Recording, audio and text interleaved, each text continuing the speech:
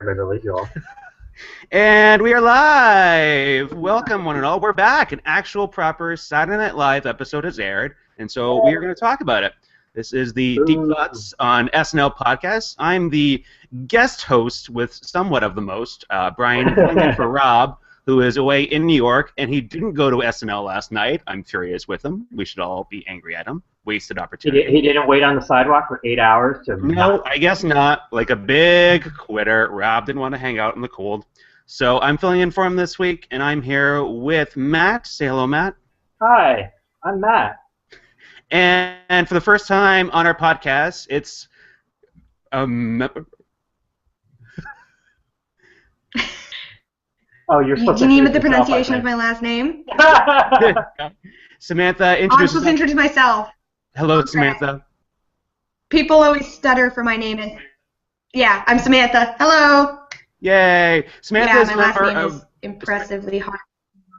Samantha is a member of the second league that started this year, and we invited a whole bunch of new people. I think she might be the first one from that league to actually do Megan in that league? podcasts. So you are a trailblazer, Samantha. Isn't Megan in that league? Oh, that's right. Never mind. Thank you. We're no longer a trailblazer. Second. Yeah, no, I think you got Megan. Yes, Megan did do it. That's right. So briefly, again, for anyone who doesn't know, somehow, maybe you came to see Samantha do the show. You're not familiar with the show. Basically, we are a podcast version, this is so nerdy, of the SNL Fantasy League out of Toronto, hosted by Trivia Club, where we break down Saturday Night Live like a fantasy league. We draft cast members, we try to predict who's going to host, and you get points for appearances in sketches, digital shorts, weekend update, recurring bits, and all that fun stuff. And then we get points. There was a big trophy at the end of the season. Matt was last year's winner. He's hoping to take it again this year. Everyone's hoping he's not going to. But we're going to talk about Saturday Night Live. So this week, let's just start with what was everyone's favorite sketch of the night. Let's start with you, Sam. I mean, it was a rough night. Mm-hmm. Agreed. Like, asking me to pick a favorite, like, my favorite probably still gets a C, to be honest. I was not... if I have to pick my favorite, Weekend Update was really, really strong. Mm-hmm. Yeah, that was probably, to me, the highlight of the night. The sketches, like I said, I was kind of unimpressed. But if I had to pick one, oh my God. See, I can't even pick kind of meh. I think the one with the three people where they were kind of like, oh, I can't even. Yeah, I can't even. It was at least really interesting enough to me to be kind of amusing and funny. I think Matt's going to just. And the Good Neighbors sketch, yeah. I did not hate. It's not normally the case for me with him. So, Matt, how about you? What was your favorite from the night? I'd probably not go with that one with the interns. The Brave one, like, was weird because it was like it started off like it was going to be a commercial parody, but there was no product at the end of it. So I like the idea of just people saying, say what you need to say. And I thought it went on a little long. It's like, okay, they're using these same characters to say something new. There was a lot of that last night. There was a couple times ago. This is really good. It's a bit long now, though. Yeah, it did keep going. A couple times.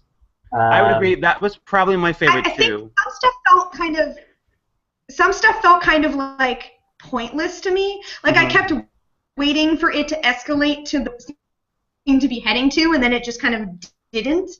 And the Brave one to me had like a lot of really amusing bits. Like the women killed it in it performance-wise, and I really liked Cecily Strong's whole wanting the whole cookie. But I kind of was hoping whole cookie. I was kind of hoping it would escalate to this idea that the women became like asshole-ish. Like they just became too aggressively weird about the stuff that they wanted, and it would just get crazier and crazier. And then I kind of wasn't quite as clear on the point of the sketch. Was the only reason I wouldn't put that one in my like top, because the women killed it in that sketch. Like I love all the women on the show right now, but I was just kept waiting for it to get to like that better, really weird place. You know? I liked that Kate got really aggressive and a little bit weird with the I can't poop while you're in here and you're just doing your hair, so get the F out. Then she starts dancing with the toilet paper. She was my kindred spirit on that one. Yeah, McKinnon's been killing it lately. Oh, well, she did. Well, we'll see. She did pretty well. I no longer have access to my private bathroom at work. It was a real George Costanza situation. So let's just jump back to the start. We had the cold open, which started off like a regular news show. It was Vanessa as Gretchen Carlson, and we had Taryn as Mayor Giuliani. And then it broke into, not unexpectedly, but I thought pretty cleverly, into the Birdman spoof, with Giuliani channeling his inner Birdman. What do you think about that overall as a cold open? It was clever, but I wasn't necessarily. You know what? I really like that. I think yeah, it was a clever. Yeah, I think it would have been funnier for me personally if I had seen the movie. Mm-hmm. Yeah, it was. I liked. Yeah, it was good at emulating like some of the famous scenes. And I was honestly, I was surprised that it didn't end with Taryn in his underwear at the end. Yeah, it would have been a good, but I think it would have been difficult just live. I like that they used Dakota in the opening too. It's rare when you get the host in the cold open. I like it. Yeah, exactly. And I don't. On a personal level, I know points-wise, it was like a roller coaster because it was like, okay, Vanessa might have a shot at getting the live from New York line, and then it seemed clear it was going Taryn's way, and then it was us. Then there was even the point where like the voiceover is hitting. It's like that kind of sounds like Beck Bennett, but I don't think I'd be able to convince anybody that not Taryn Killam recorded. I had to check it the next day when the reviewers was review the sketch. I was like, yeah, of course, yes, that makes sense. It was Beck. Exactly. So yeah, and then Beck was that Beck Bennett? Yeah, Beck was Birdman. Because I couldn't tell, and I was watching it, and I was curious watching it if that was his first time actually saying Live from New York, because I can't recall him having said it before. It might have been. As someone who's had him last season and this season, I'm fairly certain this is the first time. You would know. Yeah, I would think I'd remember. Yeah, it was a nice little mix-up. It was nice seeing Vanessa in the cold open and doing a recurring character, so some good points for her there. And then we jump into the monologue, and a very nervous and kind of adorably awkward Dakota Johnson, I thought did okay. I think she's good. She warmed up. That basically described her the entire night. Yes, I thought she had some good, especially later in the show. I think she really, really warmed up and had some good deliveries. But the cold open, she was very nervous.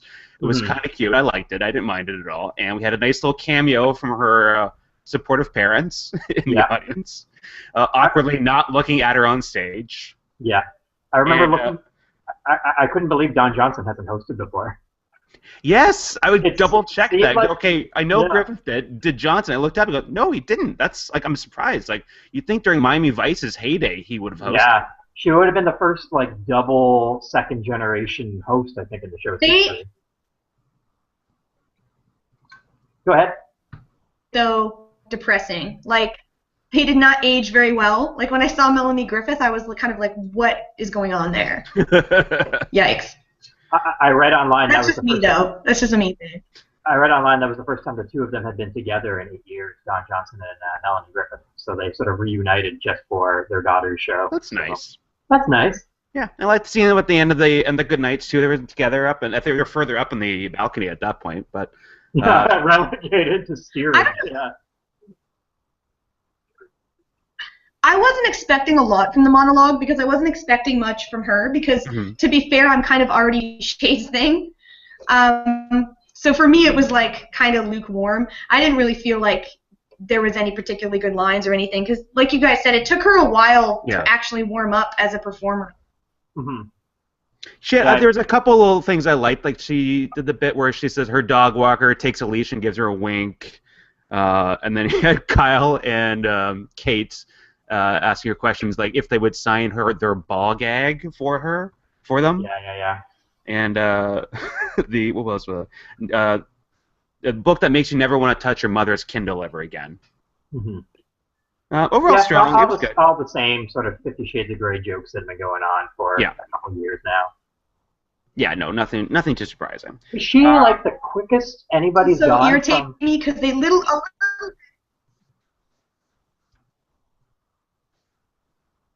Sorry, I was gonna say they like the 50 Shades jokes. I feel like are very, very, very played out. Yeah. And they kind of also miss the point a little bit. Like they're usually like about people who are into bondage like this movie, which is not really the case. right? And I feel like there's other angles you could even go with it, but I feel like the kind of jokes people have been making are so kind of standard and played out at this point. For me, anytime they kind of went to that well, I was just a little bit underwhelmed. Yeah. I didn't mind it when they brought it back a little bit later with Kyle as the elementary school kid interviewing her, because they went dark real fast, but then alternated with his light quippy, is it gross to kiss? Then he goes super serious with it. And Kate, for me, was like the MVP in that sketch, because she kept giving the greatest looks every time he would give her attitude. Like, how about you stop interrupting me and maybe get me water? And she's like, give him the best grin to him. Yeah, overall that was good. But yeah, 50 grand. I mean, the movie's been out for a couple weeks, so it wasn't like it was even super topical. And it's not like I've been talking about it forever anyway. I'm wondering if that's like the fastest anybody's gone from, being publicly relevant to being host of SNL, because before that movie came out, like, nobody watched Ben and Kate, so the only thing anybody knows her from is this movie. So, other than like 2 weeks later, she's the host of SNL. It seems like a meteoric rise. You feel like I'm sure there's a whole bunch in the past where like someone just got super famous, really, and they just jumped on it. But yeah, that's definitely up there in the turnaround time. Yeah, that sort of thing. Anticipating this for so long, though. That's the thing. I think they kind of figured it would open big, right? So, yeah. I think and because of the 40th, I'm sure it delayed everything. I'm sure they probably would have had her a week or two earlier, but the 40th just threw the whole schedule out of whack, I'm sure. Our first digital short of the night was my immediate reaction was, wow, holy shit, they're going to get some angry letters tomorrow. Was the dad dropping off his daughter at the airport, and don't worry, Dad, it's just ISIS. And I believe that, if I'm not mistaken, that was Kyle as the lead ISIS terror agent, who, upon saying take care of her, he responded with "Death to America" with a solemn nod, and then as they drove away from the airport, which didn't make sense to me. Why are you driving at the airport and then drive away? What'd you guys think about that one, Matt? To me, sorry, I'm trying to compensate. The Death to America killed me. Like, just the way he delivered that line, I was just like, okay, that was definitely a highlight. The slogan, "Don't worry, Dad, we'll take it from here." Yeah, I agree. It was just the whispered delivery of that line were solid. That's the correct. And if I'm not mistaken, that was Cecily doing the voice. I couldn't, because it was specific. What was specific? Sorry, I don't know if my computer is cutting in. I couldn't remember what it was a spoof of, because I know it's a very specific spoof of something. Yeah, like I read that earlier. You're right. It was a spoof. Yeah, I can't remember. Anyways, let's go to I think my least favorite sketch of the night. I've seen it before. Yeah.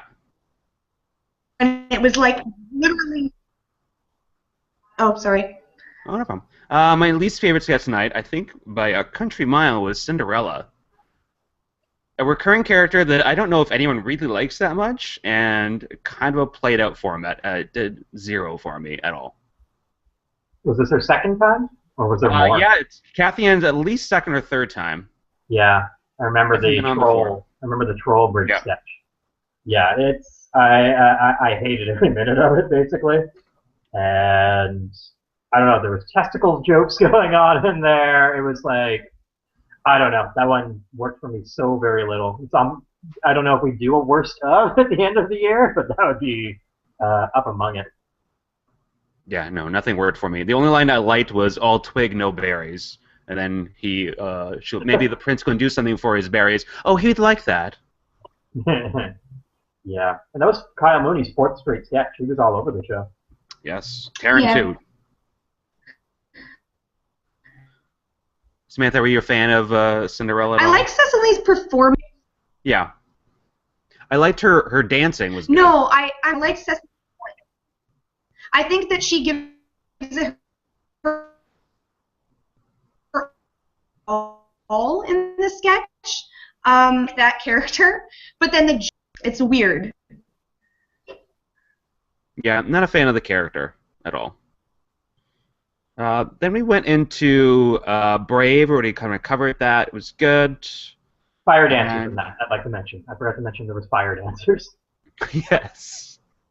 The interview, we kind of went over that too. Kyle as interviewer Peter from the Franklin I did not Flyer. like that one. I have to say I I didn't enjoyed like it that. overall. I don't know. I didn't think Kyle I don't know. Kyle can do good child characters. This one didn't work for me as well. I don't know.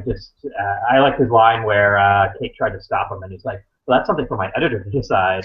How about you get me a water?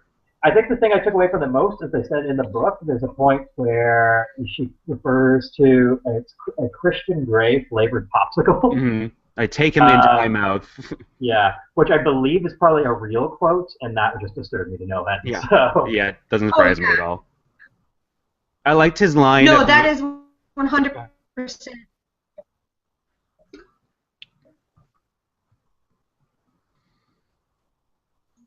100% real quote. Absolutely, from 50 Shades of Grey. Into the next sketch I hate. Can't even, Matt? Yeah. Can't even thought, deal with the you know what? I won't say hate because I thought 80 was incredible. Yeah. It was the entire sketch. Like, every line she said was a highlight, but the other three just annoyed me to no end. It was a bad night for Cecily in that regard for me, because between that and Kathy Ann. But yeah, like the one line I like to say was when it's literally impossible to can. Yeah. I enjoyed, but everything after that is all 80. She staged down to karaoke. My arm bones are shattered from pits to wrists. When she has the spider, she's like, "Kill it or kill me." And when she falls out the window, I actually really liked that. Yeah. And when she falls out the window, it's like, "I'm alive and I feel everything." I mean, for me, that wasn't that bad. For me, like I said at the beginning, like for me, the only one I think that was as weird is like it was. Mm-hmm.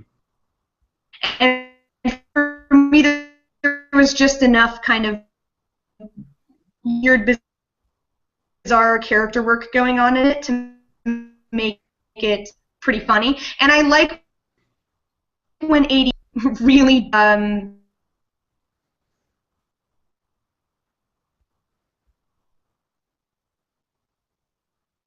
yeah, and that's just me. I like the stuff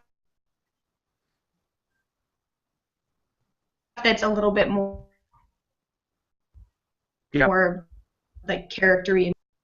Yeah, I like the mix of the actors in this one. There's a bunch of sketches tonight where I actually like, oh, I like the combination here. Even if I don't necessarily have a lot of people point-wise, I like that it was Cecily, Bobby, 80, and then Dakota in this one. It was a nice little mix, a little break from the ordinary. What happened to names? Yes. 80, Dakota, what is this? Where's your Matts, your Bryans, your Yeah. Samanthas? Where are they on SNL? Yeah, I'm sure we can find Brian. I don't think there's ever been a Brian. Brian Doyle Murray. Oh, here you go. Yes. Yeah. We can piece that together. I'll find some old Don Pardo clip. Is there an Edwards? There must be an Edwards. I want to say like that guy from ER. What's his name? Anthony Edwards. He probably. Yeah, I think he did host. There we go. Yeah. I can piece that one together. There we go. Yeah, nailed it. All right, let's dive into update. Some okay jokes. I think the correspondence were the best part. Yeah, we had 3 this time. Some okay jokes. I liked Che making fun of one of Joe's jokes, saying that was so dumb. And overall, it was okay. I mean, I thought Joe's had the better night, but it wasn't terrible on either end. It wasn't great. Nothing stand out for me anyway. Mm-hmm. And that was I believe, a recurring for Kate McKinnon as Ruth Bader Ginsburg. I think. I actually really liked the update. Go ahead. I'll be over here.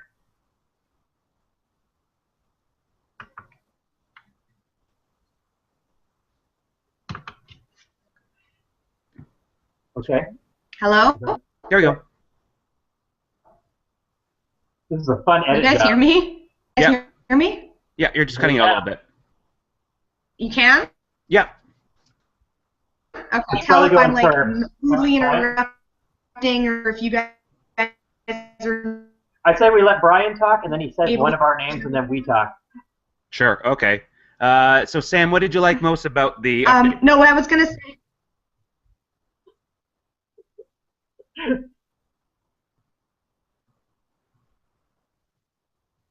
Really like the update actually. I think Riblet is kind of polarizing, but Yes. I really like Riblet.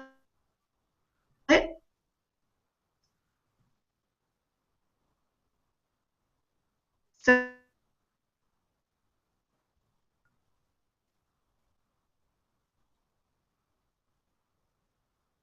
more in the director's because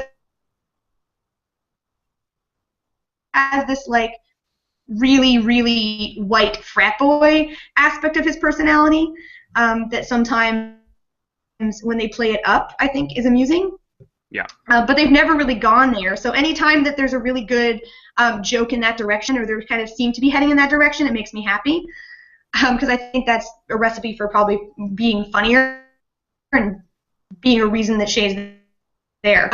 But yeah, I thought it was actually really good. I really liked the Kanye West bit about apologizing. Yes. Like his apology raps. I think that was the only time Pharaoh appeared, and I think he killed it.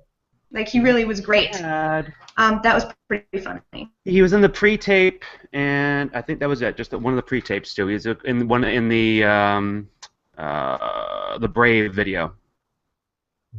But yeah, then his rap was incredible. I was just like taking notes during it, and I was like, "Oh my god, I got stopped just to listen. This guy's really good." Like, it was always fun seeing Kanye, but wow, he was really good doing that. I thought it was a weird choice of song as well, because that's like a 10-year-old Kanye song that wasn't even that big of a hit, so I was surprised that they went that way. Yeah, no, it worked for me. Riblet, like you said, is always polarizing. Rob hates him, and I like making fun of how much Rob hates him. I enjoy him because he reveals how good how much better Bobby Moynihan would be on the desk rather than Michael Che. And especially the setup where he says, "Hey, I work at Friendly's and I do like the Star Wars trivia night," and stuff like that. And then Che's response is, "Yeah, it means you don't work hard." It's like, so is Michael Che like taking it and putting everybody who works at Friendly's on blast right now for not working hard? I don't know. A lot about Michael Che rubs me the wrong way. So, but yeah, the whole microphone bit with FedEx was great. That was great. It was Taryn, right? I don't think it was a cast member. You don't think so? It sounded like Taryn to me, so I gave him the points for it. I don't think it was anybody. I didn't recognize him at all. No. I rewound it. Voice. Someone on Twitter tweeted to the Deep Space account last night asking if that was Brooks Wheelan. Poor guy. Which would have been a nice nod. All right, so I think. What'd you think about Ruth Bader? The Ruth Bader Burns. I enjoyed it, but I don't know how much it was. I don't know. It's the same thing that they probably do a lot, where someone just comes out and dances. It's felt a lot like what's that Kenan Thompson one? Jean Valjean or something like that. Yeah. So, I did like the line. I like my men like I like my decisions. 5-4. I just got that. Oh yeah. It was and I also enjoyed the psychological attack joke about the dress, which is clearly gold and white. Oh yeah. I've looked at it like from so many different angles, and I cannot figure out where the blue-black thing comes from. Yeah, they did the dress right away at the beginning, and then they what else did they hit? They hit the dress a couple times during the night, which didn't surprise me at all. Yeah. And they mentioned the Chris Brown concert getting canceled because he was denied entry in Canada. And of course, like a Canadian, I love any reference to Canada. I feel like that punchline should have been how awesome Canada is for blocking him from our country. I agree. I thought they were going to make a dig on Canada, but no, just a dig on Chris. I have a friend who works as at the Canadian border by Niagara Falls, and I texted her to say, like, "Are you the one who prevented him from coming into the country? Because you'll forever be my hero." But yeah, it was, I don't know. Michael Che just breaks on my nerves at this point. And it's like full-on Stockholm Syndrome, because all I was doing last season was talking shit about Colin Jost, and now it's... you poor thing. He's the lesser of two evils for me. It was a stupid joke, but one of my favorites was that woman getting hit by an egg. And the line, "Stay out of Chicken Town." I don't know why that made me laugh so hard last night. Did I hear Sam? I thought I heard her. I liked that one too. Yeah. Oh, can you hear me again? Yeah. We can hear you. Or not? Brian, can you hear me? Yeah, I did for a second there, yeah. Yeah, okay. Prison of Unwanted Touching for the llamas joke. Oh, that made me so sad. Yeah, that's the perfect petting zoo joke. The best one I've probably ever heard. Yeah, people kept forgetting it when they're tweeting how awesome that was while it was happening. You're like, Yeah. you know where they're going, right? Yeah. But yeah, I guess my last weekend update is when with Ridley again, when he took off his like tracksuit or jacket and he had the suit on underneath and everything, and the audience applauded wildly. I choose to believe that's the audience agreeing that Bobby Moynihan be better on the desk. You should do it. It felt like a ringing endorsement to me.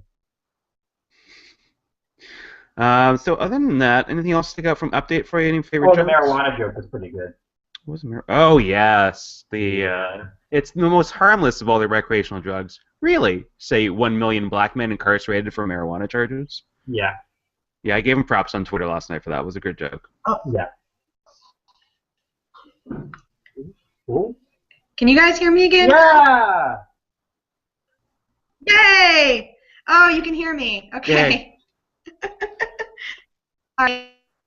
As well, when you guys were talking about the dress thing, Yeah. it really irritated me that there was probably like a half a dozen jokes, and yet the show didn't have the foresight to realize that they needed to address that they were really going to do a Star Trek sketch. Do you know what I mean? Yeah. Like it was weird to me that they could be timely enough.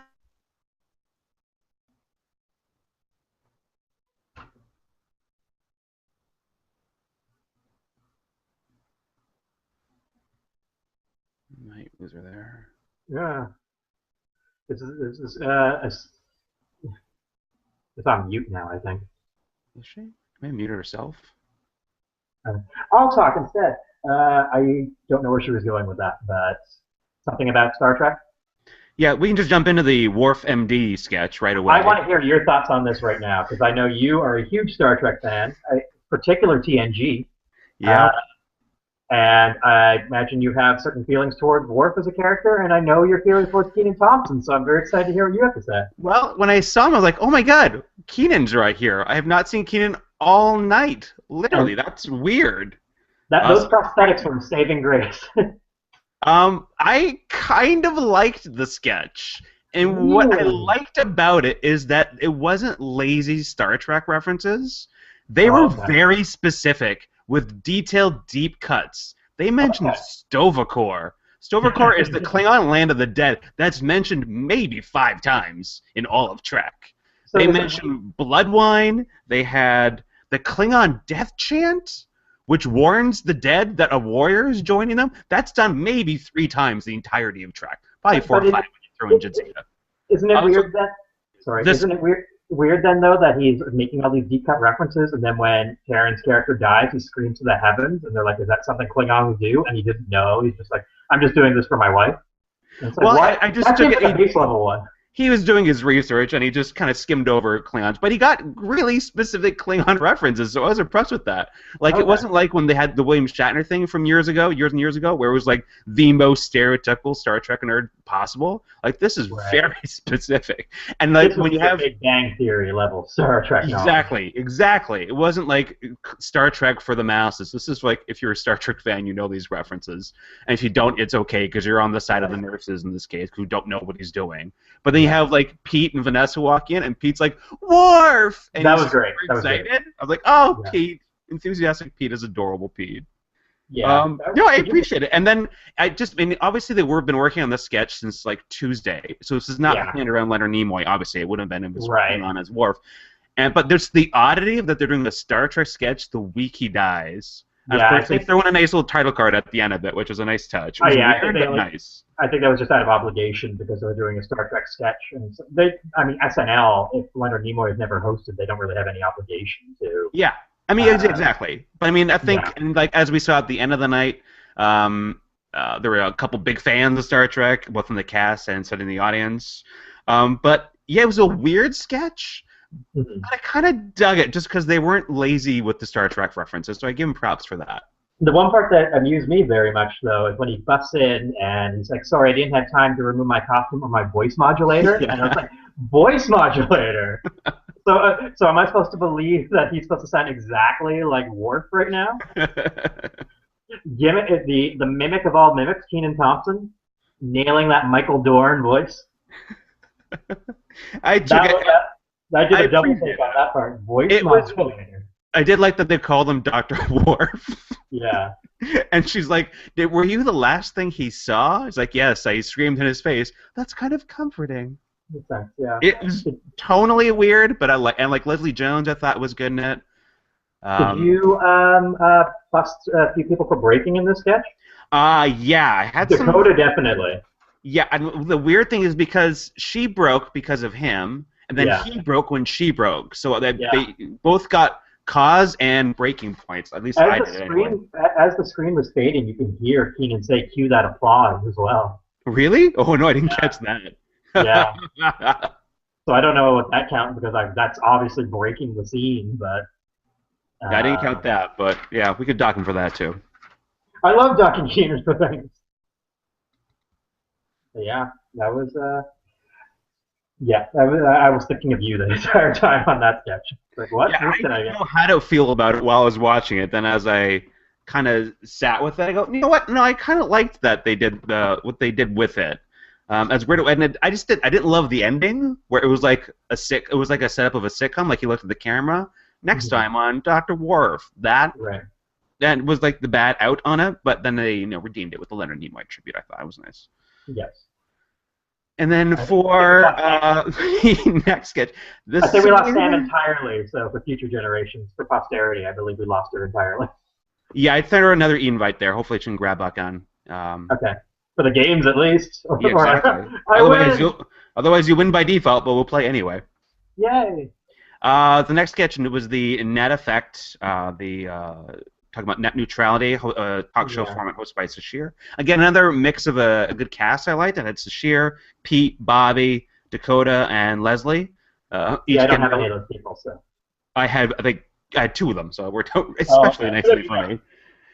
Leslie's introduction, where she's like a noted YouTube commenter, blah blah blah, and she's like, "First." I thought her delivery on that was great. Yeah. Because it takes you a second, like it's like she's going to say something else, and then she just leaves. Perfect. Yeah. And I didn't really appreciate it as much until the second time, but Bobby's character, who's basically just like mansplaining the internet to Sashir. Let me just explain it to you, sweetie. See, the internet, or net short for internet, and then his I don't want to get too technical. Who am I? Bill Jobs. Mm-hmm. In our second reference to the dress. Yes, that's right. Leslie getting very angry with the desk, and Pete arguing with her and getting really each other's faces, which I really liked a lot. It's a weird thing. I feel like that dress entirely. You ever know, like one of those days you go on Facebook and like all your women friends are posting like some vague message, and it turns out like it's like this sort of private message thing where it's like, hey, post whatever color this thing is, and make the guys be really confused about what's going on. I feel like that dress thing is that, because I've looked at it at every angle, and all I can see is white and gold. Like I can see the white kind of like a light blue, but I can't see black in there anywhere. So when like 1/3 of the population is like saying no, it's clearly blue and black, it's like my brain explodes.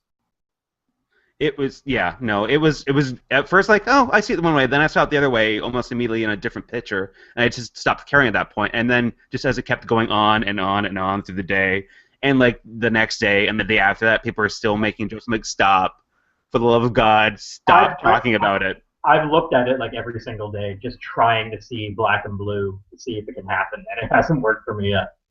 Oh God. Bobby again in this one had the stand-up moment for me was his impassioned speech about the need for net neutrality because of porno, When his wife goes to the store, he's got 15 minutes, and that's damn important. And then Pete starting the slow clap. And like it seemed like it was supposed to be one of those slow claps that isn't supposed to rally everybody else around it, but he looks directly into the audience, like in like each section, like forcing them to jump in with him. Hi guys! Yay, she's back! Yay, I'm on a phone now, so I can hopefully actually talk now. Oh wow! I'm so sorry. Oh, no problem. We were just talking about the net neutrality sketch. Oh yeah, yeah. Though the net neutrality sketch was amusing, like it just certain parts of it. Leslie Jones always is funny. Yeah. So she was pretty funny, and I liked the idea of a bunch of people who did not know anything about net neutrality.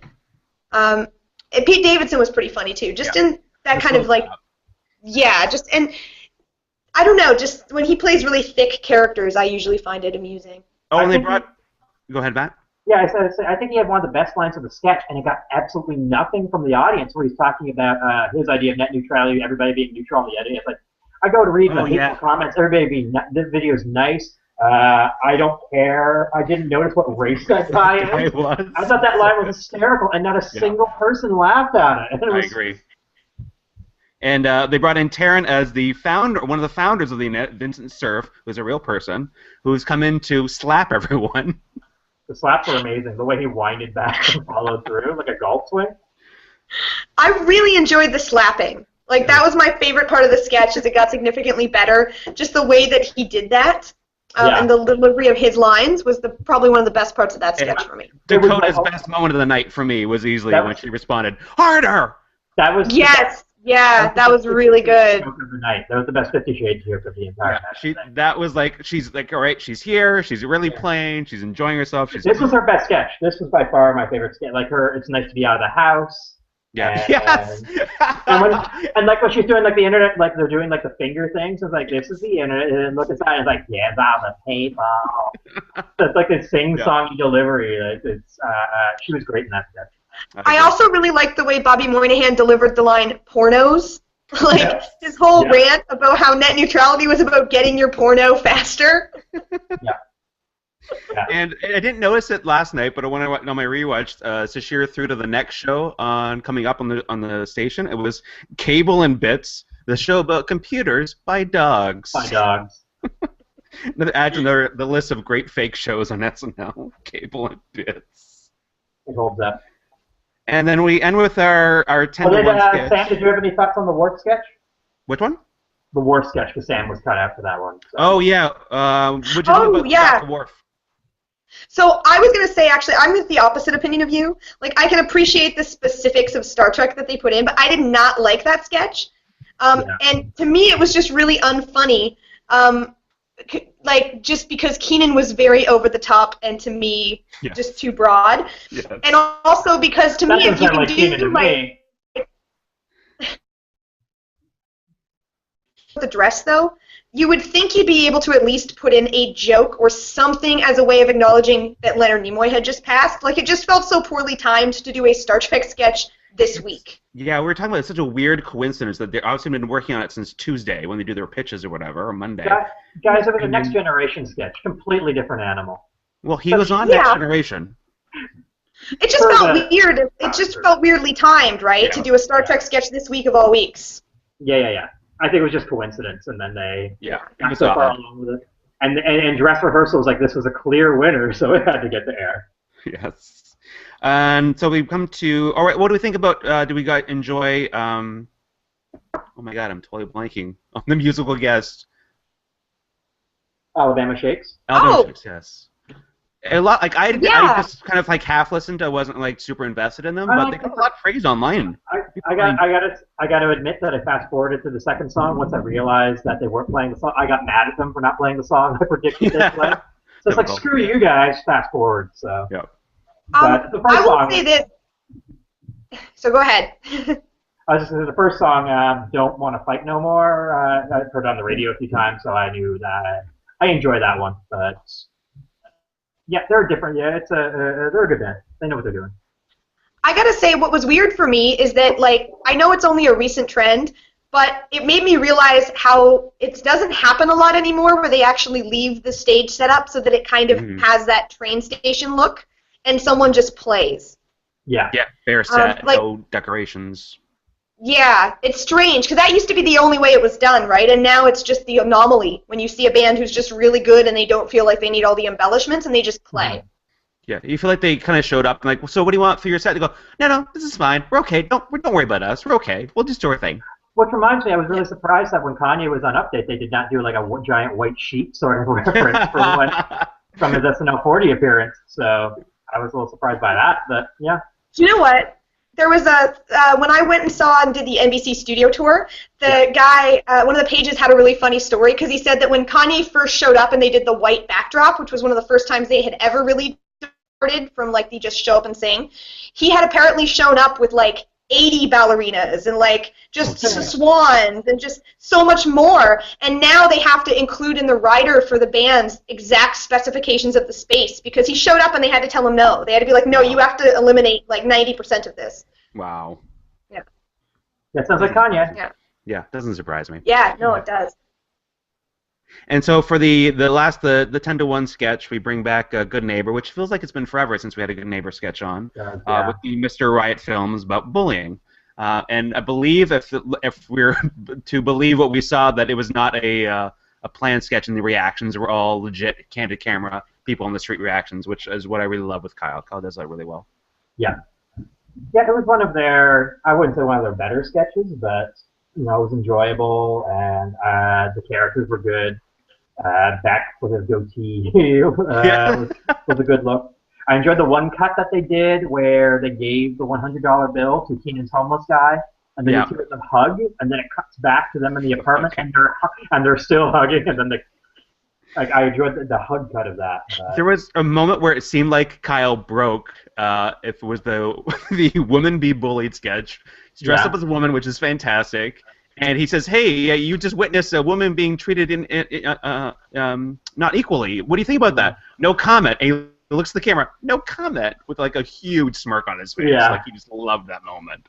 I like the weird language stuff in those sketches too. Like I kind of laughed a lot when I saw like "Kid, dat is lost," and they like DAT, dat. Like stuff like that makes me laugh. Yeah. Kyle's like throws, like, and that's like the cameras and all, like where he's like setting up for clips and all that. I don't know, it's really hard to describe, but the way like his gesture and his voice, his performance, where like he's like, all right, we're coming up with a clip, and just the way he does it, I don't know, it's, for me it works really well. It's super weird, and I really, really, really dig it. The one lady, I know you're not a dog, killed me. You've been socially revolutionized or something, I think they said to him. I know you're not a dog. You know what? He had a great night, and I'm not normally a fan of Mooney, but I feel like he's almost kind of growing into SNL a little bit better than Beck Bennett is. I agree. And I was happy. He had a great night because he kind of disappears sometimes, and he was in like more than half the sketches. He it's was crazy. all over the show, yeah. Yeah. So speaking of that, that's a good seg. Since we went through their sketches there, we can talk about points. Since one person in the second league actually had Dakota, so they're actually going to get points. I think it was Mike Jodry, who actually is getting points for Dakota. How do we think Dakota did overall point-wise, guys? Let's say 55. Mm-hmm.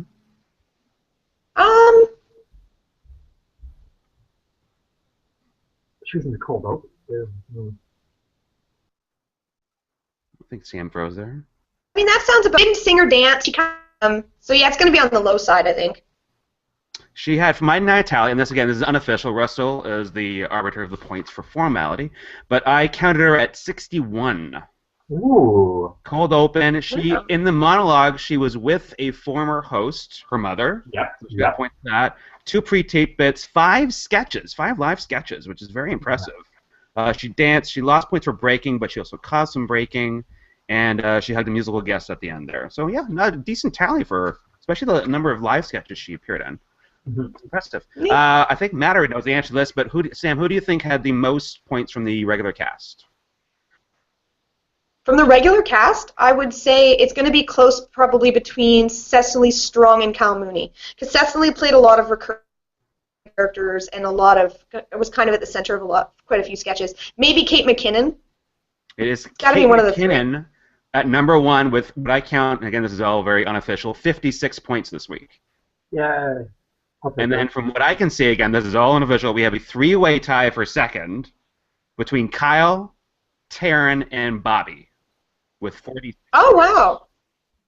Although I dispute the weekend update points that you gave to Taryn.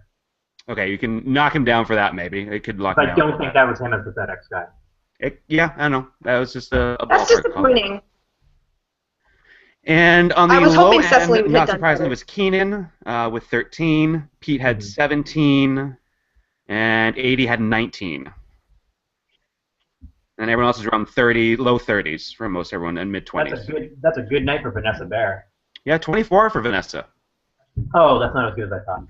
31 for Beck. 31 for Sashir. Only 24? Like she was in the 24 cold for open. Jay. She was in the cold open. It was recurring character. Yeah. 7-5, one pre-tape in- and one sketch. Yeah, I guess it was only those two. No, she was in that other one, the Warp one, because she's the. Yeah, that was her sketch. Okay. Oh, so you're kind of the cold open as a separate. Yeah, Cold Open is his own point category. It's 7 points. I gotcha. Okay. 24. And Melanie Griffith gets points, as does Yeah. John Hamilton. So if anyone drafted them, bonus. as your one catch, so Melanie Griffith would have been a long shot, but it paid off for you I tonight. took Cheech Marin for my Nash Bridges selection. So. All right, we'll save news for the end, and we're going to go into our games. And these are like SNL trivia-based games. And these are slight variables of what Rob's done before. We're going to play two games, and there is, in the first game, it's a variable on our Sketch and Sketchy, where we're calling it Sketch and Sketchy Recurring Sketch Edition. So what I'm going to give you a recurring character sketch and give you 3 elements that come from that sketch. 2 of them are real, 1 of them is fake, and I just need you to identify the fake one. And there's 3 separate ones, so the best of 3 here. So we'll just take turns, and we'll start with Sam, since she's a newbie here. So Sam, do you want? Wait, so I'll give you you're a cutting in and sketch. out. Sure, I'll give you a recurring sketch, and I'll list 3 items or recurring bits from that sketch. 2 of them are real, 1 of them is fake. And you just have to identify which is the fake of the 3 items I gave you. So let's just go. Gotcha. You tell me if you want A, B, or C, and I'll tell you which that corresponds to. B. Ooh, veteran. Did you say C? B. B. Okay. So you have Stefan. Now, Stefan has mentioned many celebrities who appeared at the clubs that he's promoting on his update appearances. Of the 3 celebrities I mentioned, I need you to tell me who is the fake one, who did not actually appear at a club. Was it Fat Sajak, Tranderson Cooper, or Gay Parker Jr.? It was Gay Parker Jr. Correct. There was actually 2 different gays. It was Gay Dunaway and Gay Liotta. There were the 2 actual gay celebrities. I am so proud of you for coming up with Gay Parker Jr. on your own. Okay, amazing. Matt, between A and C, which one do you want? Let's go with A. All right, so you get Toonsis, the cat who could drive a car. Shit. Okay. Now, Toonsis has appeared in many recurring, I think there's like 8 recurring sketches, and including a primetime special. And of the 3 sketches I'm going to give you, the names of the sketches, which is the fake Toonsis sketch. Was it Toonsis NBC Apologies, Toonsis Designated Driver, or Toonsis and the Martians? Ooh, NBC Apology sounds real, so I'm going to go with Designated Driver. Correct! Toonsis and the Martians was when John Goodman hosted. NBC Apology was when NBC anchors had to apologize for various infractions NBC had occurred, including some Olympic scandal. I'm totally blanking on there too right now. And so instead of their limo service, they got docked down to a cab driven by Toonsis. Topical, very topical. And of course, they fell off the cliff. Yeah. Okay, so Samantha, we're going to go to you on this one. If you get it right, you get to pick next in the next game. If you get it wrong, then Matt gets to pick first in the next game. Okay. So your recurring character is one of my personal favorites, Unfrozen Caveman Lawyer. Now, Unfrozen Caveman Lawyer, over the years that he appeared, had many sponsors for his show. I'm going to give you 3 of the sponsors, and you tell me which is the fake sponsor. Mm-hmm. So your 3 sponsors for Unfrozen Caveman Lawyer by the great Phil Hartman include Lawn Destroyer, when you just don't care anymore. Cat Assassin, when you just can't bear to put him to sleep, call Cat Assassin. And Gas Plus, it gives you gas when you feel like being the jokester. Is it Cat Assassin? Cat Assassin is correct. It was actually Dog Assassin. All right, not stumping anyone tonight. Good job, guys. All right, so Sam, you get to pick first in our next and last game. It's the game where I give you a list of hosts and a list of musical guests, and you have to match up which host went with which musical guest. And there are a common theme between them. Let's see here. How do I want to phrase this? Okay, it's very simply birthdays versus birthday. Okay. Which one would you like? So one of them is birthdays and the other is birthday? Yeah. Birthday. Okay. So our host last night, Dakota Johnson, as she mentioned, she was possibly conceived after an SNL show, and she was born in the year 1989. Here are 3 hosts that hosted in the calendar year of 1989, and 3 musical guests who also appeared with these hosts in 1989. So your 3 hosts are, do you want to write these down if you're ready? Bruce Willis, Okay. Leslie Nielsen, Uh-huh. and Wayne Gretzky. Okay. So Bruce Willis, Leslie Nielsen, Wayne Gretzky. Okay. And your musical guests are the Cowboy Junkies, the Fine Young Cannibals, and Neil Young. Okay. That's for up to 3 points. I'm going to say, you said Neil Young? Mm-hmm. Okay. I'm going to say Gretzky and Neil Young. I'm going to say Fine Young Cannibals and Bruce Willis.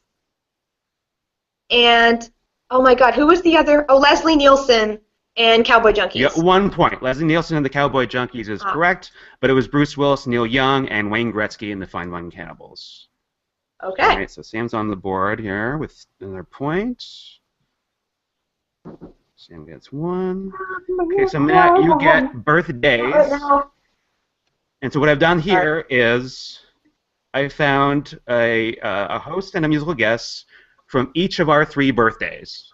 Oh. Not necessarily the birth year, but our birthdays. So Alicia Keys is coming up. So, no. So we have our hosts. Let me see. I'll put this in alphabetical order. We have Don Novello, Dudley Moore, and John Candy. And your musical guests are Huey Lewis and the News, Al Green, and Men at Work.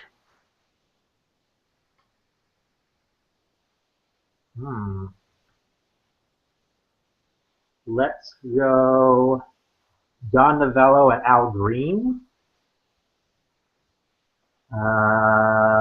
John Candy, Men at Work, and Dudley Moore, Huey Lewis. 1 point. John Candy, Men at Work is correct, but it was Don Novello and Huey Lewis in the News. That was on my birthday, January 14th, 1984. Dudley Moore and Al Green hosted on your birthday in 1986. And John Candy, Men at Work were on October 22nd in 1983. I thought one of the people involved shared a birthday. I know Alicia Keys has my birthday. Nobody else famous. So I share a birthday with Christopher Lloyd, which is cool. That's a good one. That's a good one. That's a keeper. Matt gets a point there. Sam gets a point there. So I believe we have Samantha is our winner with 3 points over Matt's 2. Congratulations. She got an extra question than I did. Yeah. I best you again. I best you again. She had the option of getting it wrong. And I ran out of time of coming up with 4 categories for sketch or sketchy recurring. I only had time for 3. But yeah, congratulations, Sam. And you also invented a game, a sponsor called Cat Assassin the week my cat died. So thanks for that. Oh, sorry about that. Did not even occur to me. I think I should get a point for that at least. You get half a point. How about that? Whatever. So for news, there's only a couple news items. For anyone who's watching right now or listening to us somehow before tonight at, I think, 9 o'clock, we have Will Forte's show, Last Man on Earth, is debuting tonight on Fox. I believe it's at 9 o'clock before it goes to its regular time slot on Mondays. 2 episodes. Hour long. That's awesome. And apparently it's getting crazy good reviews. Everyone's starting has been really, really impressed. And I'm curious just to see how they do with this format-wise. I'm already getting prepared to be upset about it being canceled because nobody's going to watch it because it's going to be too good for this world. You think that the Lord Miller connection would get some eyeballs on it? Better for it to be too good for this world than to be too bad for this world, because Mulaney was such a disaster that let's have Will Forte have a really good show that gets canceled instead of the other way around. 100% agree. My philosophy with TV, when people say, "Oh, I want to watch a show, it might get canceled," I'll wait until I go, "No, you're looking at the wrong way."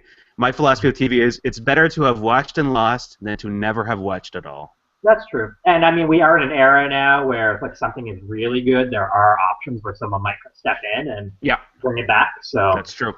Yeah. And I think a lot of networks and where stations know that you're going to get small audiences. You're not going to get 20, 30 million a week anymore. It's just not going to happen.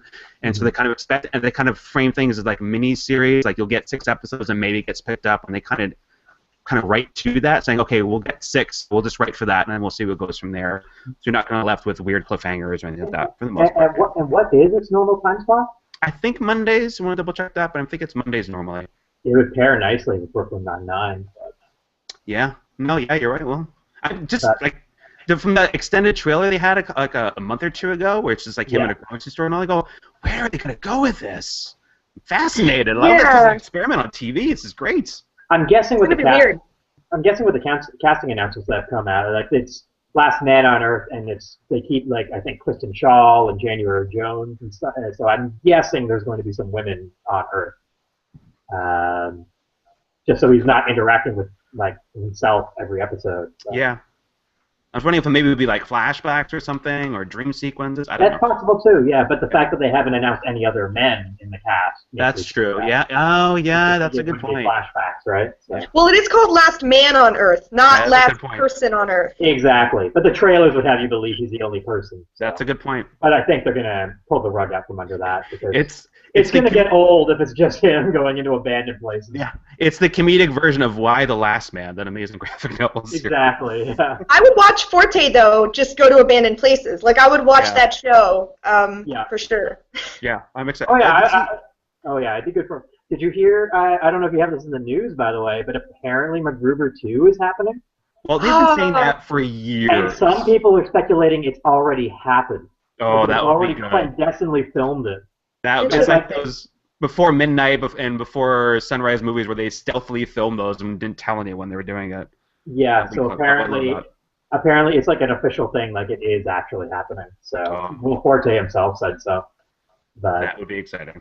Yeah, Much Music, which is for our American friends, is a music video station in Canada. They had MacGruber on yesterday, and I turned it on, and it's like I can't watch it this way with commercials and no swearing. I've got to. I wonder if they kept in the sex scene, which is right. That's yeah. I once watched Hot Tub Time Machine. Left the scene in where Rob Corddry gives Craig Robinson a blowjob, and I was like, why would you leave that in? Cut out the swears.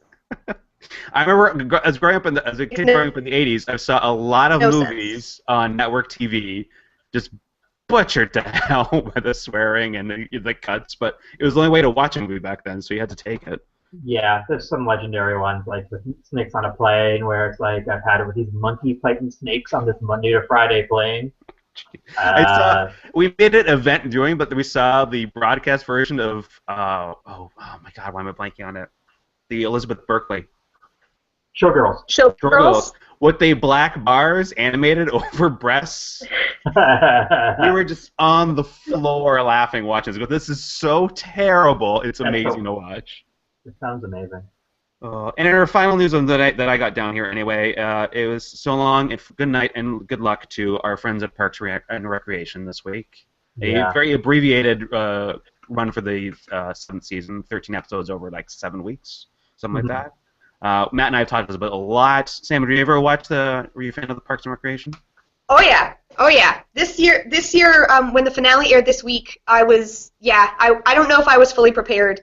No. I was kind of happy it went with a flash forward kind of a format, because if it had been another long extended goodbye episode necessarily, where they all kind of cried in the present, like that they're in, I think I might have shed a few more tears. But I think that the flash forwards were good, and it's had a really impressive last 13. Yeah. I was a little nervous they were just going to burn it off. But no, it's had a really worthwhile, impressive last 13 episodes. So I was worried that the Ron Leslie feud would be like the season-long thing, and like the Grizzle versus the National Park thing would be like a season-long thing. But they cut those off about halfway through. Yeah. And they kind of got the band together, like, oh, this is good. They're moving past it. Good. They were pretty much done with plot like halfway through the season, and then it was just like, we can do farewell. And they recognized that there's certain, like in the finale, you won't have time to see certain pairings, like every pairing that you want to throughout the season. Like, I think early on you got that nice Ben and Tom scene where Tom reads a speech for him in private, and they both end up in tears. So they sort of made sure like every pairing that you've come to love over the course of 6-7 seasons is touched on here. And you got Jam and you got Tammy, and you got a little cameo of Shawn in the finale, and though on the extended version you get to see her flash forward. Yeah, have either of you watched the? I'm gonna save it from when I get the DVDs in June or July, whenever they come out, and we'll save it for then.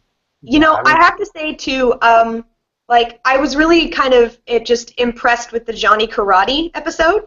Yeah, me too. If it had come back just for that would have been amazing to me, because the format change and just the weird love song to Chris Pratt's character that episode was just so impressive to me that they fit that in.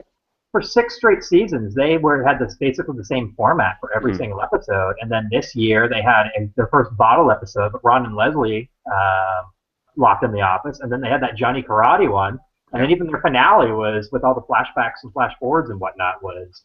And all the weird sci-fi flourishes, like all of the their cell phones look funny, and the drone coming in, like all those little weird, we're gonna throw in nods to science fiction. It was so strange. It was I was worried it would be a little more off-putting, but it was just really great. It was pretty subtle. I feel like it was a textbook way of how a show can do their final season, like going into it knowing and touching on, making sure they get in all the recurring characters you want to see one last time, and not having that overwhelm the season. Do you know what I think I loved most of all, though? Is that it implied that either Leslie or Ben probably became the president. Very strongly, yeah. But it didn't say it. It didn't come out and go with that heartwarming. It just gave you an implication, right? They said they made a point of not saying it because they wanted to be kind of up in the air, but they also said that maybe it was both of them. It could be like a Clinton, possible Hillary Clinton. One did it first, and the other one, and it was probably Leslie first. But they made a point saying we're not saying one way or the other what exactly happens to Leslie or even Ben that far into the future. But the implication is that one of them, if not both, were president at some point. I think my favorite part is just the implication that these people keep hanging out with each other for the rest of eternity. Like this isn't a goodbye for them. It's like they're going to keep on being in each other's lives for until Jerry dies. They're at Gary's funeral. The tombstone's spelled wrong. Yeah, exactly. So that works. So yeah, it was a beautiful episode, and it's just a shame with Harris Whittle passing. The awful timing of that. Yeah, it was a shame that in their victory lap at the end, it had to be marred by something so tragic, and somebody who was so integral to the voice of the show and a beloved recurring character. So yeah, I loved how much attention he was getting from them all. As I'm sure they just wanted to celebrate the show. Obviously, they're grieving the weekend before, but just all the pictures on Twitter and all the stories and. I think there was a benefit show for his charity fundraiser during that Sarah Silverman hosted with a bunch of comedians. I know. Aziz Ansari's Tumblr post where. And Aziz's letter. I think I mentioned to you before. When I was reading the letter, I didn't realize it was him writing it. I just thought it was a friend or writer on the show. Yeah. I go, oh my God, this is Aziz. Oh. Yeah. You punch me in the gut even more. One of the biggest stand-up comedians in the world took the time to write this lengthy passage about his friends, and it was really beautiful message. Yeah, exactly. Yeah, no, it was a good send-off for the show. I'm very sad not to see Amy Poehler and all them on a weekly basis anymore. Yeah. Curious to see what they're all going to be doing next because they're all so good. Exactly. And there's certain ones like, will Jim O'Hare ever get like regular work like this ever again? Right. So he said he thanked Dan Gore, who's not on the show anymore, but was on Brooklyn Nine-Nine. He came back for the final scene. I'm interested to see what happens with Nick Offerman because he is so embedded in the Ron Swanson role. Yeah. Like, he's the only one I worry about ever kind of escaping the persona he built on the show. I believe he's in the next season of Fargo. Oh, that's right. Yeah. Yes, Yeah. that's a perfect fit for him. They specifically wanted him. They specifically, like, I think, sought him out for the role, and they got him. So, but yeah, he's not in like parts of his personality are like Ron Swanson, and other parts are very much not like Ron Swanson. So, it'll be interesting to see how he's able to break out of that mold. In the like little rundowns on the weekend before and on the day of, there were a lot of interviews with them about what they loved, favorite moments, and all that. And he talked about very gushingly that he got to work with his wife. Obviously, Mindy Mullally, and just the joy that gave him to be able to play with his best friend on TV was like nothing else in his life. It's just beautiful. Yeah. And even in the to keep it on SNL related thing, it was the 1 year anniversary of Seth Meyers' late night show, and for the Parks and Rec cast being on there for that night. I still haven't watched it. I've been saving that. I want to start watching it. No, this is too much for me right now. I gotta watch it later. I recommend, like, even right to the final credits. There's stuff that happens during the credits that I won't ruin for you, but it's surprising. Very good, very good. Okay, so guys, I think we can wrap that up with this. This is a great show. Thank you so much for doing this. Thank you, Sam, for joining us for the very first time. I hope that your internet problems didn't cause you to not enjoy it. Does she want to plug her stuff? Yeah, Matt, did you have like a Twitter or anything you want to throw out there as a promote for anyone listening? Promote. Sam?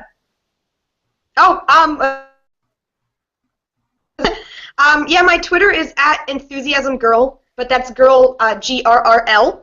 Okay. So people like a riot girl can follow me on Twitter. I do a lot of science fiction conventions. I'm working on one right now called GenreCon that's in October. Nice. So that should be fun. Oh, excellent. Great. That's me, yeah. I like genres. Are Westerns covered? No, Westerns are not covered. It's sci-fi, fantasy, horror, and action are the four. I like that. What about Merchant Ivory period pieces? You know what? I'm the head of programming, so I'll try and slip a panel on Merchant Ivory stuff in there just for you. Yeah, if you'll Matt, come. you'll have to chair it. It needs to look like Annie Lennox's video for Walking on Broken Glass. And Matt, yourself, what is your Twitter handle? What shows are you promoting? What shows am I promoting? I'm catching up on The Flash. That's pretty good. It's good, isn't it? I'm like 3 or 4 episodes behind, but like compared to Arrow's fine. The Flash is amazing. But yeah, anyway, I'm @Hickory What on Twitter. Hickory as in old Hickory, whatever president that was, and what as in one of the 5 W's. No underscore in between. Perfect. So yeah, and everybody watch a lot of TV. Yay! Yes, watch TV. People say you just stop watching so much TV, but I say watch more. I'm Brian Edwards, your guest host this week. You can reach Great me guest if host. you Great want. guest host. Thank you. 2 for 2.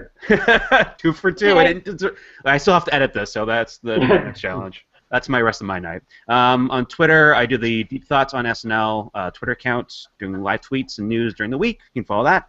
And just me personally is @CoconutPhone77. This show, minus me, will be back next week with Chris Hemsworth and the Zach Brown Band hosting. And a musical guest. Rob will be back from New York, where he didn't watch SNL live. And you'll be in Australia. You'll be in Australia. I will not be here. I will be actually on my way to Texas and then Australia. So. Oh, right. Yeah, your Bo Burnham detour. Stop off in Texas to see Bo Burnham first. Then on my way to Australia. That's an itinerary right there. My travel agent was very confused. Worst idea in the world. But I think it was worth it. Anyways, all right, thank you guys. Thanks for joining us. Thanks for anyone who watched. And if you're listening to this later, thanks for listening. Have a great day, guys. Bye. Bye.